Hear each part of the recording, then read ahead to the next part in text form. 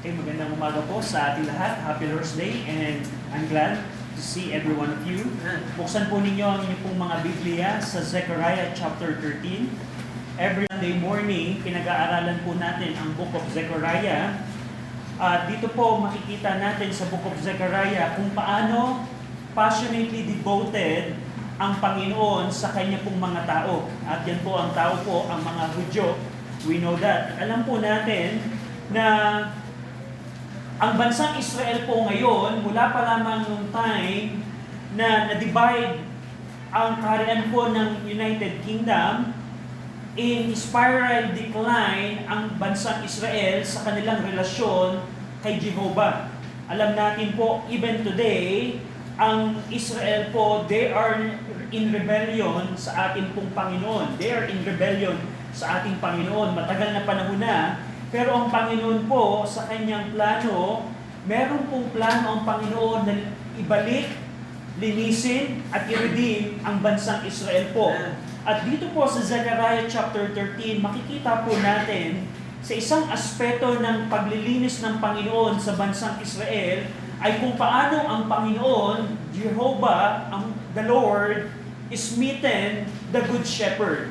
Kung paano hinampas, pinagmalupitan, or pinatay ng Panginoon ang ating Panginoong Kristo, yun po ay bahagi ng paglilinis ng Diyos sa bansang Israel. At yun po ang titingnan po natin in Zechariah 13. Go over in Zechariah 13. In Zechariah 13,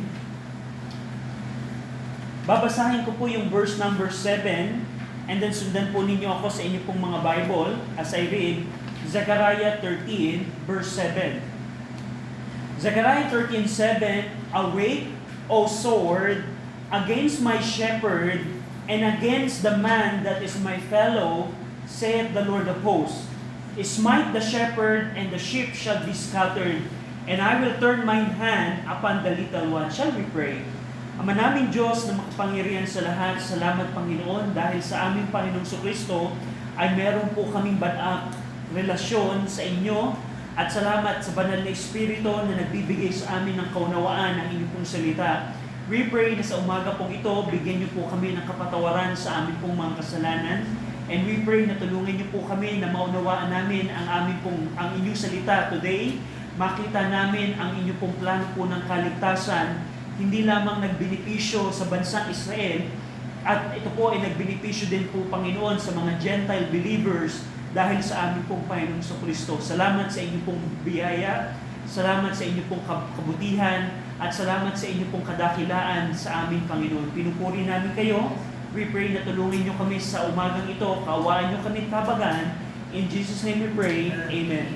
So, ito pong Zechariah 12 hanggang 14, dun po sa study notes ninyo, i-review lang natin quickly yung chiastic structure ng Zechariah 12 hanggang 14. Dito po makikita ninyo yung Zechariah 12 verse 1 to 9. Ito po yung nagpapatungkol sa pagdidepend, pag-iingat at o pagtatanggol ng Panginoon sa Jerusalem. Yun po ay kamatch po niya yung entire chapter 14. Chapter 14 verse 1 to 21 is all about the Lord shall defend Jerusalem. Letter B, in Zechariah 12, 10 to 14, it's all about the Lord peace, kung paano nakaranas ng pagtusok ang Panginoon sa krus po ng Kalbaryo. Nakita po siya ni Zechariah. At kamatch po niya yung the Lord's meeting na ating pong pag-aaralan today. At yung pinaka-sentro po ng chiastic structure, by the way, ginagamit po sa Hebrew poetry yung chiastic structure upang bigyang diin ang isang punto. At dito po sa letter C, ito po yung pinaka-point ng chiastic structure ng 12 to 14. Yung judgment on idolatry, yung paglilinis ng Panginoon sa bansang Israel. Ito pong Zechariah 13 verse 7 to 9, ito po ay nakaturo kay Jesus Christ na siya po ang Good Shepherd, kung saan siya po ay smitten or hinampas o pinagmalupitan according to the will of God. Just imagine that. God the Father had smitten God the Son, ang ating Panginoong Kristo.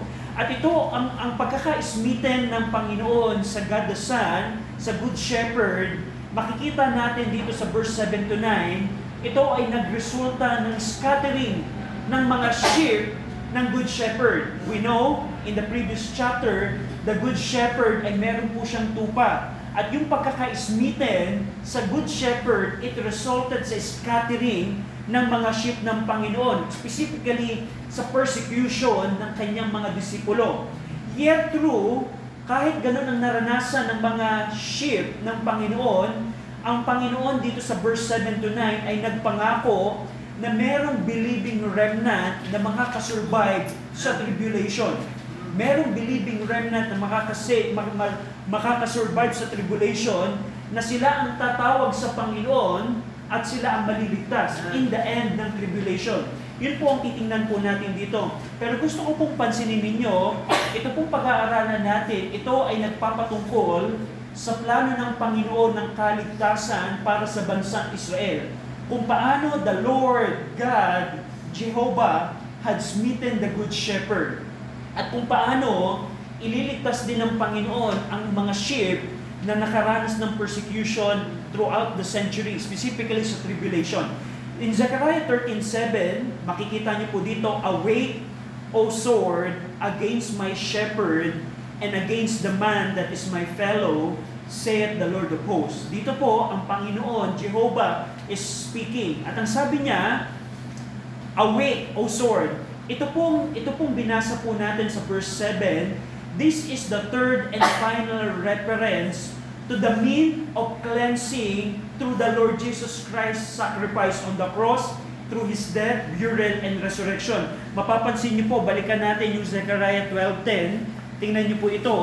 In Zechariah 12:10, "And I will pour upon the house of David and upon the inhabitants of Jerusalem the spirit of grace and supplication, and they shall look upon me whom they have pierced." So yun yung po unang reference sa sacrificial atonement ni Christ para sa cleansing ng bansang Israel. Not only that, in Zechariah 13:1, "In that day there shall be a fountain open to the house of David and to the inhabitants of Jerusalem for sin and for uncleanness." That refers sa fountain of blood ng Panginoong Kristo na merong kapangyarihan na maglinis ng kasalanan ng house of David and inhabitants of Jerusalem. And last and third, dito po sa Zechariah 13:7, the Lord mentioned again the mean of cleansing. Kung paano lilinisin ng Panginoon ang kasalanan po ng mga Hudyo sa pamamagitan po ng smithing or pag-smite ng Panginoon sa Good Shepherd. Makikita niyo po dito, after the Lord revealed the cleansing of Israel's sin sa pamamagitan ng judgment of idolatry sa previous verses, dito po nag-issue ng dalawang command ang Panginoon sa verse na ito. Yung unang command, the Lord of hosts commands, "O sword, to awaken or to steer." Sabi ng Panginoon, "Awake, O sword." Inutusan niya yung espada or yung sword, bumangon ka, magising ka, against the shepherd ng Panginoon, against my shepherd, and against the man that is fellow. Ano pong ibig sabihin nito? Yung sword po dito sa verse number 7, ito po ay isang sharp cutting instrument na specifically ginagamit po sa battle. Ito pong sword na ito, sa Hebrew word, ang ibig sabihin nito, isang matilos na bagay, sharp object na nagbibigay ng destruction or desolation sa kalaban. Hina-highlight po ng sword na ito yung kanyang destructive effect.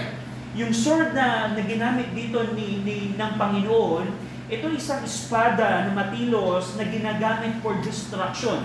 At anong inutos ng Panginoon sa sword na to? "Sword, you awake, and you awake against my shepherd." Yung shepherd po dito, according sa context, ito po ay nagpapatungkol sa ating pong Panginoong Kristo. Mapapansin niyo po yan sa mga previous verses, titingnan natin yan later on. Pero yung imperative po ditong awake, the imperative awake is addressed directly to the sword. Summoning it, tinatawag niya, "Sword, you awake." At yung shepherd dito na tinutukoy, ito po yung Good Shepherd na minention sa Zechariah chapter 11. If you can still remember Zechariah chapter 11, the Good Shepherd is mentioned there. Yung my shepherd, according sa context, ito po yung nagpapatungkol sa good shepherd. And we know, sino itong good shepherd na ito? Ito po ang ating Panginoong Kristo. Right. Yung my shepherd na tinutukoy dito, that's the Lord Jesus Christ.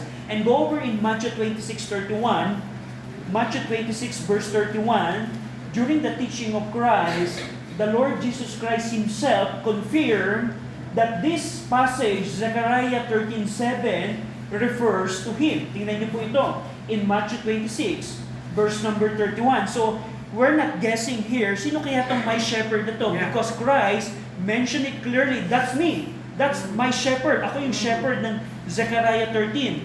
Go over in Matthew 26, verse number 31. Then saith Jesus unto them, all ye shall be offended because of me this night, for it is written, I will smite the shepherd, and the sheep of the flocks shall be scattered abroad. And that's Zechariah 13:7. During the night, before the arrest of Christ, He said to His disciple, don't worry, wag kayong magulubihanan, because the reality is, I will be smitten and you will be scattered. At yan ay nirefer ng Panginoon yung Zechariah 13:7 to Himself. So we know that that's the Lord Jesus Christ. At yung same shepherd na binanggit ng Zechariah 13:7, mapapansin niyo, against my shepherd and against the man that is my fellow. Jehovah is talking here. Against the man that is my fellow. Yung same shepherd dito ay dinescribe ng Panginoon na man who is the Lord's fellow. Anong ibig sabihin nun? Ipinapakita po nun, the Lord's fellow or my fellow, yung intimate partnership implying equality with Jehovah. That's right. Yeah. So dito, pinapakita ng Panginoon, Jehovah is talking here, my shepherd, that is my fellow. Yeah. That is equal with me. So dito makikita po natin na ang Panginoong Kristo po, He is equal with the Lord, with God the Father. Yeah. Because that is my fellow. Kung Yeah. titingnan niyo po yung grammar niyan sa Hebrew word, ipinapakita po niya yung intimate partnership, implying equality with the speaker, with the Lord. And remember in John 10:30, what the Lord Jesus Christ said, I and my Father are one. So there, Zechariah and the Lord Jesus Christ is saying the same thing. Kaya, wag po nating paniwalaan yung sinasabi po ng ibang tao na ang Panginoong Kristo is just a man. No, He is equal with God according to Zechariah 13:7, very clear. Another thing na mapapansin niyo po dito, not only Jehovah commanded the sword to arise against my shepherd and against my fellow, the second command na makikita niyo po dito, yung second part ng verse 7, is smite the shepherd. Gusto ko pong pansinin ninyo, it is God, it is the Lord, it is Jehovah talking here, and He said, sword, smite the shepherd. Smite the shepherd. Yung pong word na smite, sa Tagalog, hampasin, pero pag tinignan po ninyo yung grammar niyan sa Hebrew, ang ibig sabihin po niyan is to strike or to kill. Sword, you kill my shepherd. Sword, you kill my shepherd, you kill my fellow. You kill my fellow. Dito po ipinapakita kung paano pinadala ng Diyos Ama ang Panginoong Kristo at kung paano inalaw ng Diyos Ama na ang sword at ang kamatayan ay dumapo at lumapat sa ating Panginoong Kristo. Siguro naalala ninyo, probably, you already watched a movie about the crucifixion of the Lord Jesus Christ, at most of the movies that you can watch today, it's of course it's Hollywood, so they make it just like para siyang drama na parang it's the Roman soldiers, yan yung kontrabida, at ang Panginoong Kristo ang kaawa-awa. Yes, that's true, but on the background of the crucifixion scene, it seems that it is the Roman soldier who's smitten the Lord Jesus Christ.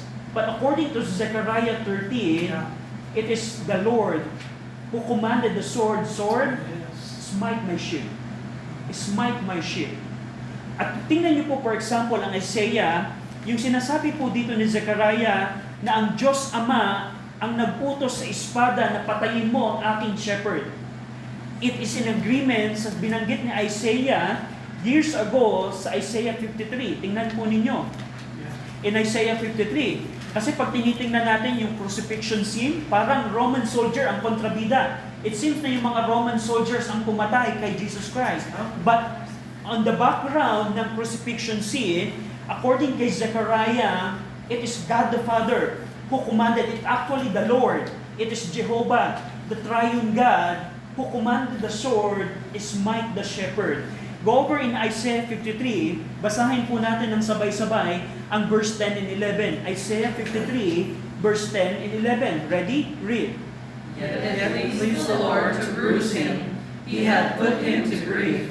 When thou shalt make his soul an offering for sin, he shall see his seed, he shall prolong his days, and the pleasure of the Lord shall prosper in his hand.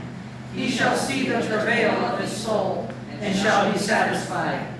By his knowledge shall my righteous servant justify many, for he shall bear their iniquities. So mapapansin niyo po dito kung paano ang Diyos, Jehovah, ay nagkaroon ng satisfaction when He bruised the shepherd, the servant here. At contextually, yung servant na tinutukoy po sa Isaiah 53, that's the Lord Jesus Christ. Makikita niyo po yan, yung pinaliwanag ni Philip sa eunuch, sino yung binabanggit ng Isaiah 53? That's the Lord Jesus Christ. Pero gusto ko pong pansinin po ninyo kung paano nasatisfy ang Diyos Ama sa kanyang pagmamalupit sa kanyang anak. Can you imagine that? I don't know kung kayo ay parents, pero nakakita na kayo ng parents na pinagmalupitan ng kanyang anak. Probably madedemanda ka sa bantay bata. Probably ikukulong ka ng DSWD. But look at this scene. It is God the Father who bruised, who is smitten the Lord Jesus Christ. At makikita niyo po dito, the Lord is satisfied. Verse 11, He shall see of the travail of His soul and shall be satisfied. Nung nakita ng Diyos Ama ang kaparusahang naranasan ni Jesus Christ sa krus ng Kalbaryo, Isaiah said, He was satisfied. He was satisfied. So dito po makikita po natin kung paano, of course, contextually, Zechariah 13 is talking about the cleansing of the nation Israel, the salvation ng bansang Israel. Pero sa ating panahon, through Christ, we can also be saved the same way they're going to get saved.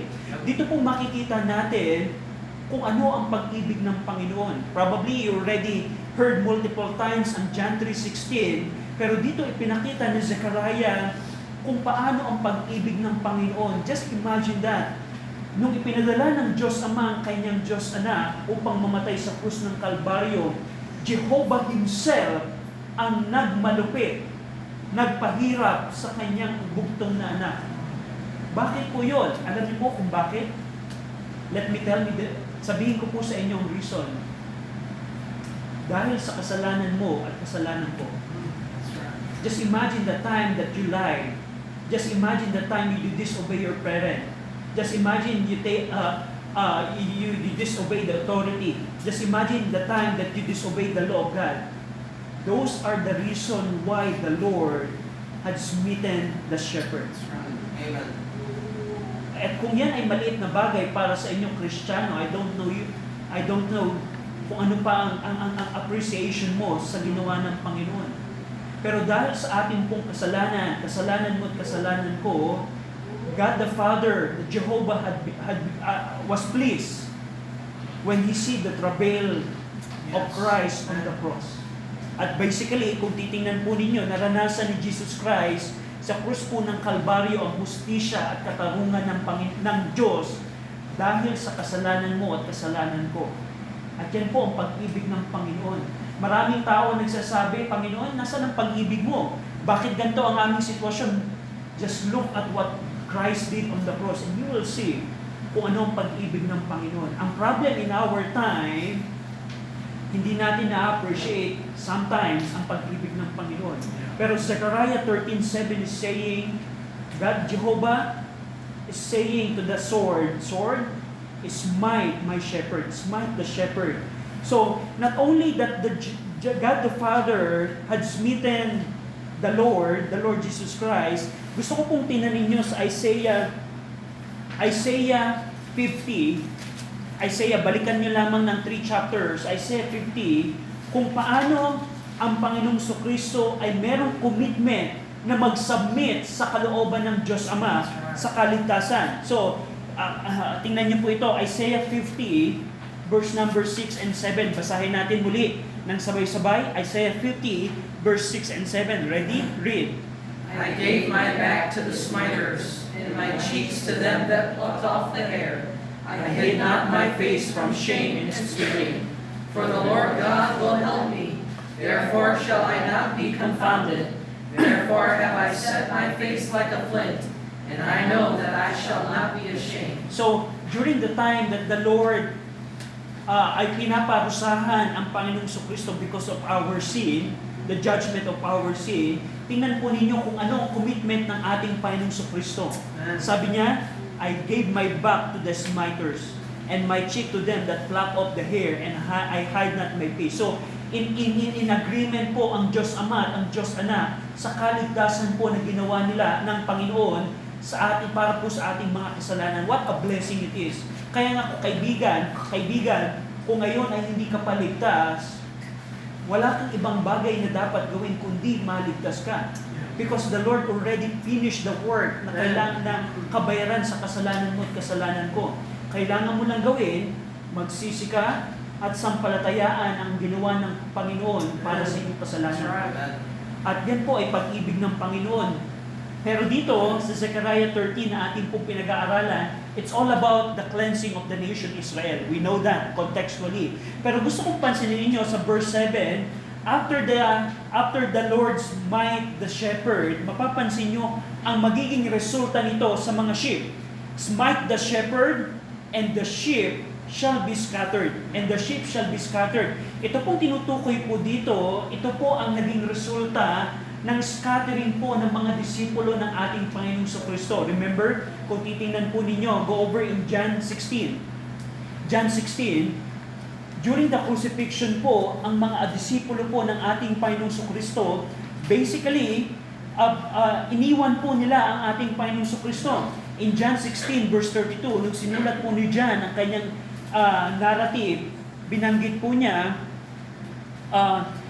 here in John 16, the Lord Jesus Christ is saying, Behold, the hour cometh, yea, is now come, that ye shall be scattered, every man to his own, and shall leave me alone, and yet I am not alone, because the Father is with me. In agreement sa Zechariah 13:7. Another thing, in Matthew 25, verse 56.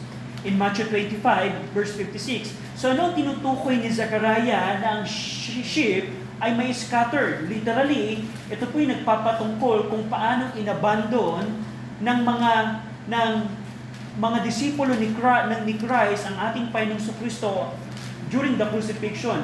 In Matthew 26, verse 56, go over in Matthew 26, verse number 56, but all this was done that the scriptures of the prophets might be fulfilled, then all the disciples forsook him and fled. So, another scripture na tinutukoy dito ni Matthew ay yung pong ni Jesus Christ, ay yung prophecy po ni Zechariah. Smite the shepherd and the sheep will be scattered.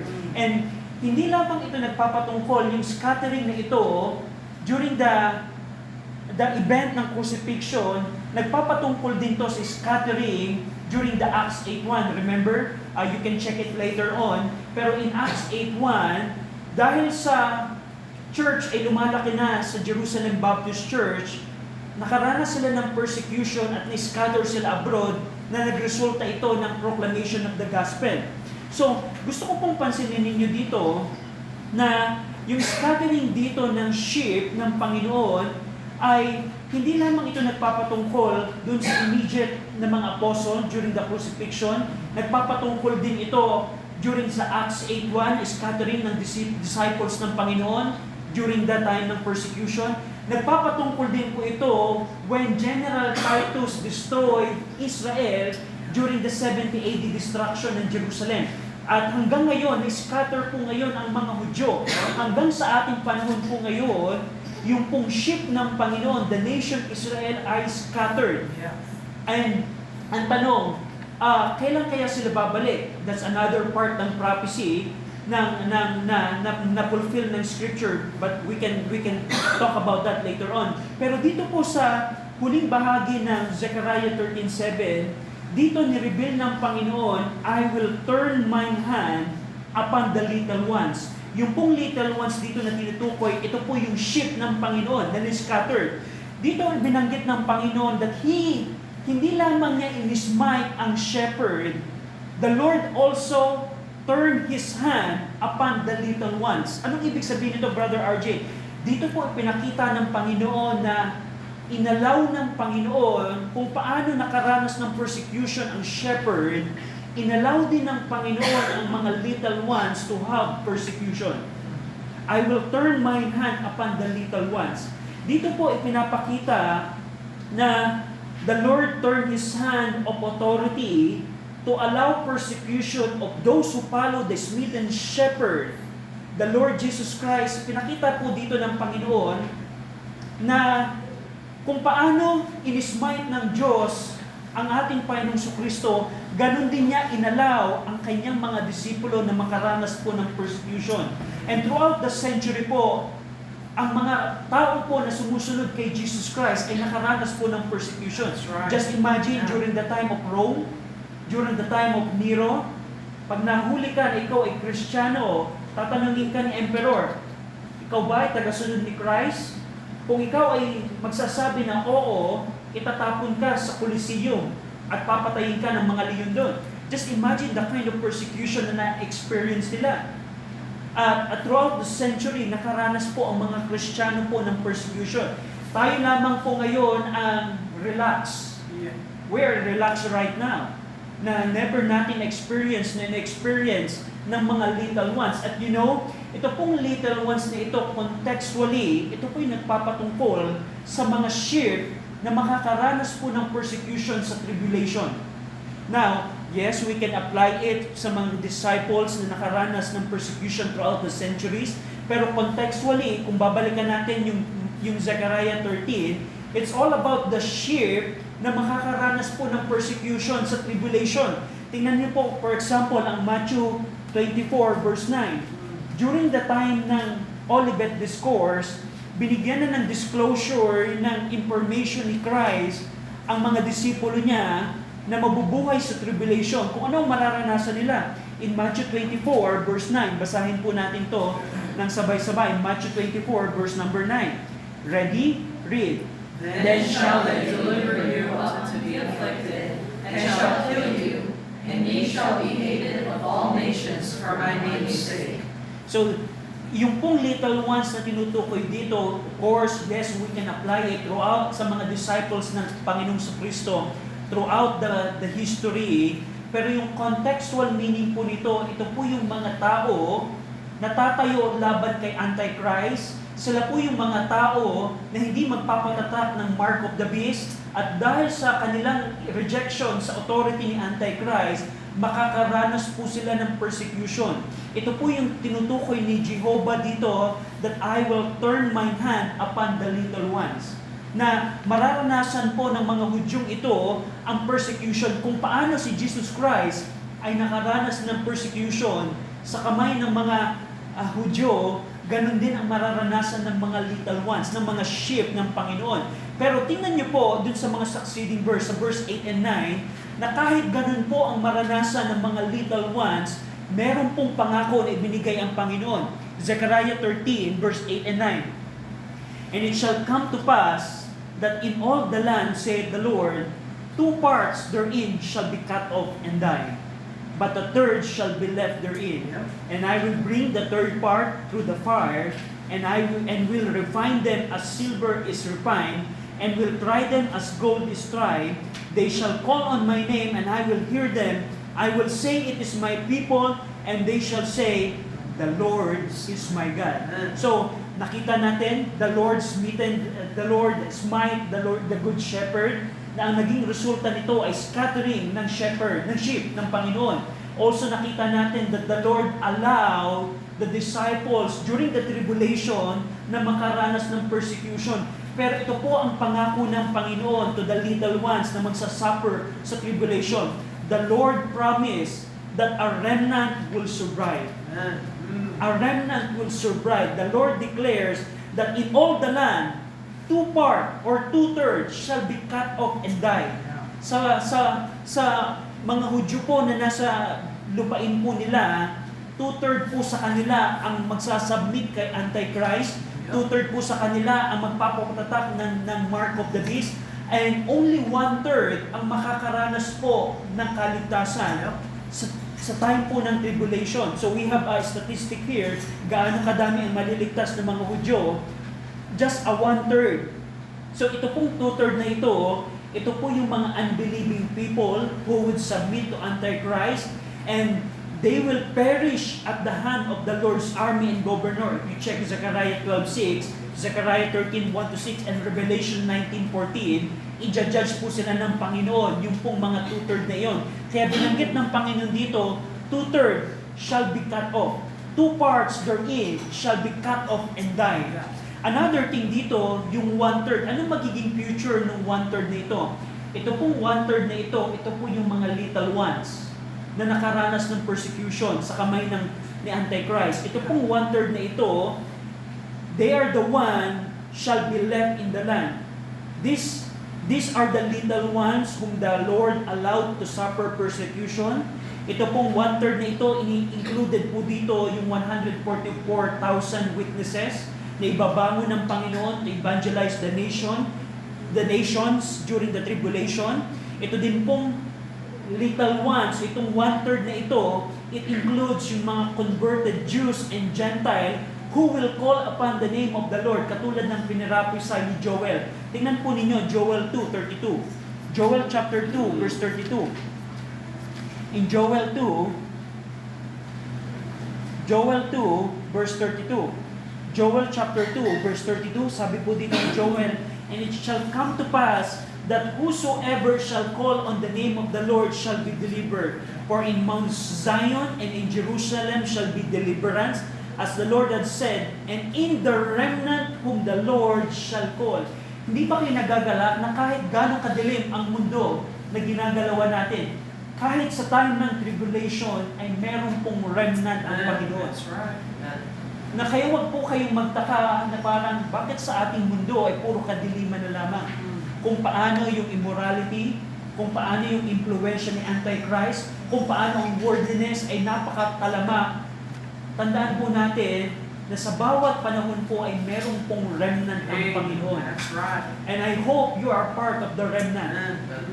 Kasi kung hindi ka part ng remnant, you agree sa impluensya ng Diablo sa mundo ito. Pero sa time po ng tribulation, yung pong 1/3 na little ones na makakaranas ng suffering and persecution because the Lord is meeting, sila po ay matitira po sa lupain.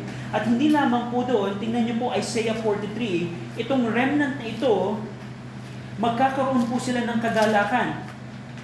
In Isaiah chapter 4, verse 3 and 4, Isaiah 4, verse 3 and 4, sabi po dito, and it shall come to pass that he that is left in Zion, yan po ang mga remnant, yan po yung 1/3 part, yan po yung mga little ones, left in Zion, and he that remaineth in Jerusalem shall be called holy, even everyone that is written among the living in Jerusalem, when the Lord shall have washed away the filth of the daughters of Zion, and shall be purged the blood of Jerusalem from the midst thereof, by the spirit of judgment and by the spirit of burning.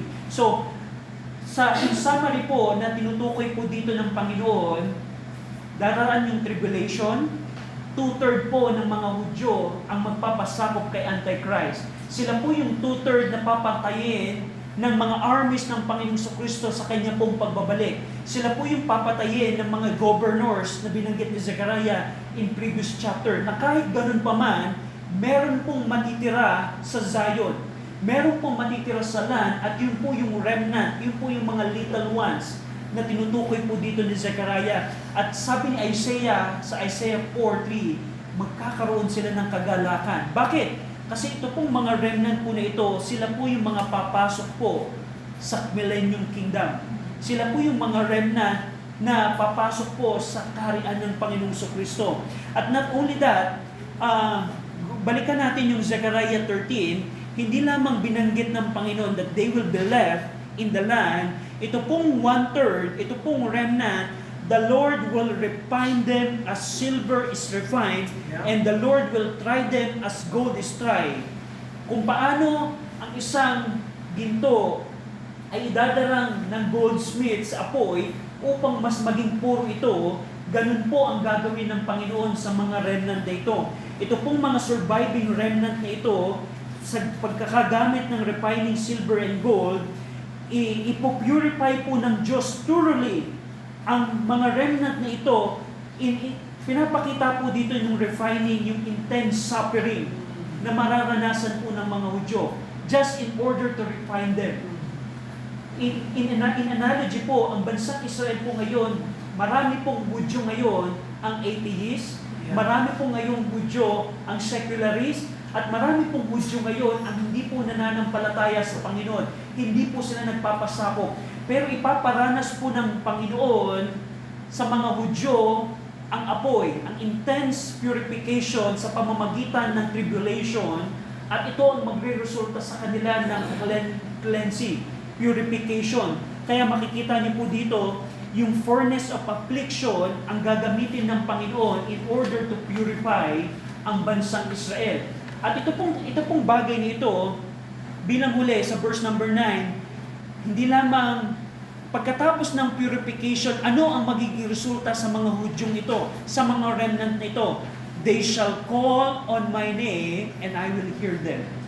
I will say, it is my people, and they shall say, the Lord is my God. Now ang tanong, ganan ba ang estado ng Israel ngayon? Ganan ba ang estado ng mga Hudyo kung babalikan natin? Let's say panahon ng divided kingdom. During the time ng mga judges, kaya ganito kaya let's say during the divided kingdom, or let's say during the time of Christ, nung si Christ ay pinaresent niya yung kanyang sarili na siya ang Messiah ng mga Hudyo. Ganito kaya ang kalalagayan ng mga Hudyo na sasabihin nila sa Panginoon, the Lord is my God, and we are the people of God. No, hindi pa po yan nangyayari. Yan po ay mangyayari katulad ng sinasabi ni Zechariah, ipaparanas po ng Diyos ang furnace of purification sa kanila sa pamamagitan ng tribulation, at ito ay magre-resulta na merong one-third na matitirang mga Hudyo at sila ang makakaranas ng kaligtasan ng Panginoon, makakapasok sa Millennium Kingdom. Now, balikan natin po ang tingnan natin yung Romans 10, because si Paul, of course we know Paul, he made a commentary patungkol sa mga event na mangyayari sa bansang Israel. Tingnan niyo po ito.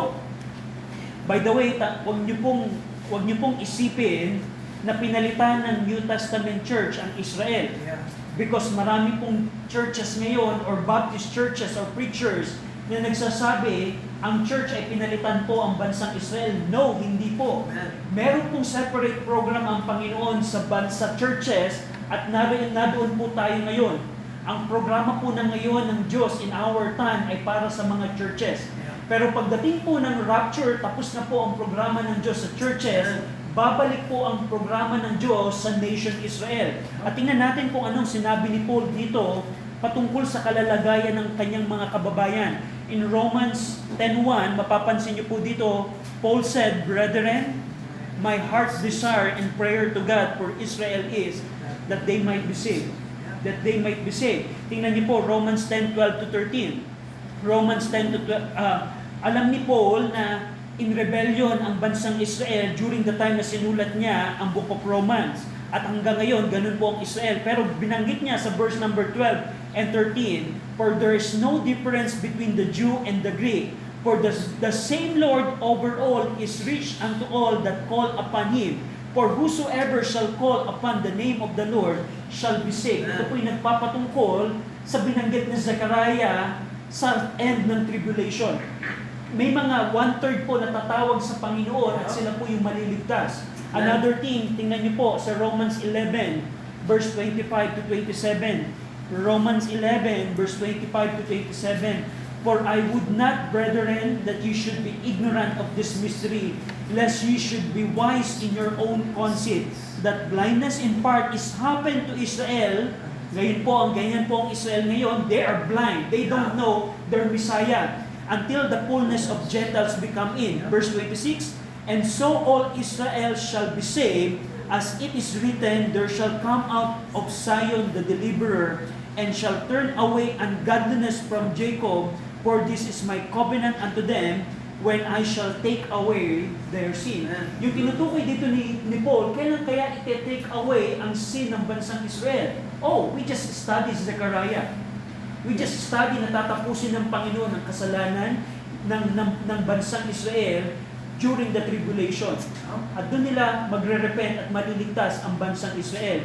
And last verse, sa Hebrews 8:10, about sa commentary ni Paul patungkol sa bansang Israel, in Hebrews 8:10, pagkatapos po na mag-repent ang mga Hudyo sa end ng tribulation, magiging people na sila ng Panginoon. Tingnan niyo po sa Hebrews 8:10, for this is the covenant that I will make with the house of Israel after those days, saith the Lord. I will put my law in their mind and write them in their hearts, and I will be to them a God, and they shall be to me a people. So seems similar. Sinasabi niya yung kung ano yung sinabi ni Paul sa Hebrews 8:10 ay katulad na binanggit ni Zechariah in Zechariah 13:7. At lahat po ng ito, kailan mangyayari ito, Brother RJ? Pagdating po ng Panginoong Kristo, pagkatapos po ng tribulation, dun po ang 1/3 ay tatawag sa pangalan ng Panginoon and they will be saved. Yung 2/3 shall be cut off. Sila po yung mga false prophet. Sila po yung mga papatayin po ng mga armies ng Panginoon. Pero merong 1/3 remnant ng mga Hudyo na maliligtas. At yan po ay in agreement kay Paul, kay teaching ni Christ, teaching ni Paul, teaching ni Isaiah, and every prophet talk about the same thing. So ano ang challenge natin dito? Una, tandaan po natin, hindi po ito patungkol sa ating church members. We cannot contextualize yung text and just twist the text so that makita natin na parang, ang point dito is, aren't you glad na alam natin ang programa ng Diyos? Amen. That's right. Hindi ba kayo na namamangha na ang Diyos po ang may control ng lahat? Amen. At kahit ganun pa man ang kapasawayan, pagiging rebelde ng bansang Israel, doon niyo po makikita na nadun pa rin ang pagkalinga ng Panginoon. Just imagine on how the Lord commanded the sword, smite my sheep for your cleansing. Para sa kalinisan ng bansang Israel, namatay po ang Panginoong Kristo para po sa kasalanan ng bawat isa.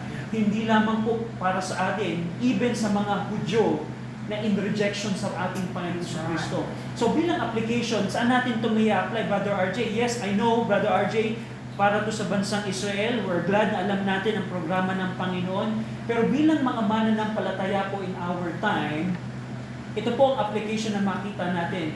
Kung ang Panginoon ay may programa sa bansang Israel, hindi ba dapat alamin natin kung anong programa ng Diyos sa ating panahon? That's right. Yeah. Ang programa ba ng mga Kristiyano right now ay magkaroon ng social justice? Very sikat po ngayon ang corruption sa Pilipinas. Kahit dapat ba tayong makipagbaka doon at makipagwelga? No, hindi po yan ang programa ng Panginoon in our time. Ang programa ba ng ating Panginoon ngayon ay para magkaroon ng justice sa ating lipunan or magkaroon ng equality sa ating lipunan? No, alam niyo po ba ang programa ng Diyos sa ating panahon? Kung merong programa ang Diyos sa bansang Israel, meron pong programa ang Diyos sa ating pong panahon. Ano yun, Brother RJ? Ipangaral po ang Ebanghelyo sa bawat bayan, sa bawat nation. Ang tanong, Kristiyano, ikaw ba ay naka-align sa programa ng Diyos? Yung bang iyong effort, yung bang iyong activities, yung bang iyong pinagkakaabalahan sa buhay ay naka-align sa programa ng Panginoon? Kasi kung ang Diyos ay merong programa sa bansang Israel, and He will make sure that His program will be fulfilled. Without question, kahit sino pa man ang maging antichrist, kahit kailan man mangyari ang tribulation, one thing is sure, what we're studying right now will happen. Because that is the plan of God para sa bansang Israel. At sa ating church time dispensation, sa ating dispensation, ang kalooban po ng Panginoon ay bilang church member, maging bahagi ako ng programa ng Panginoon. Kasi ang layunin po ng Panginoon ngayon, alam niyo po, ang layunin ng Panginoon ngayon ay ang bawat isa po ay makaranas po ng kaligtasan. Sabi ni Paul, sa same context, Romans 10, paano makakarinig ang bansang Israel ng Ebanghelyo kung walang hahayop, kung walang mangangaral? In application, paano maliligtas yung ating mga tao sa paligid natin kung hindi natin ipoproklama ang Ebanghelyo? So that's one application that we can draw from Zechariah 13. At dito po makikita ninyo, mamamangha tayo na ang Panginoon ay may control. Kung ang Diyos ay may control sa bansang Israel, how much more He can control our situation right now? Another application, kung meron kang karamdaman, meron kang suffering, meron kang trouble sa iyong buhay, if He can control the future of a nation, the nation Israel, how much more He can control the life of His son, His daughter. Dahil how much more He can control the life of His child. Kung kaya niya i-controlin ang future ng isang bayan, how much more He can control our life bilang kanyang mga anak. So, aren't you glad na ganan ang katangian ng ating Panginoon? That's why we can rely on Him. We can trust Him whatever situation we have. Tayo po lahat ay mag-pray. Ama namin Diyos na makapangyarihan sa lahat, salamat Panginoon. Sa Zechariah 13 ay pinakita niyo po sa amin, unang higit sa lahat, kung paano po ninyo pinadala ang aming Panginoong Kristo upang mamatay po para po sa aming kasalanan. Salamat sa pag-ibig po ninyo at salamat din Panginoon sa encouragement na kahit gaano kadilim ang mundo namin ginagalawan ay meron kayong remnant na iniingatan Panginoon. We want to be part of that remnant. And also, salamat Panginoon, ipinakita niyo po sa amin na kayo po ay may programa at kayo ay may in control sa bansang Israel. We pray, Ama, na tulungan niyo po kami na ang mga truths na nakita namin ay mai-apply namin in our lives. In Jesus' name we pray, Amen.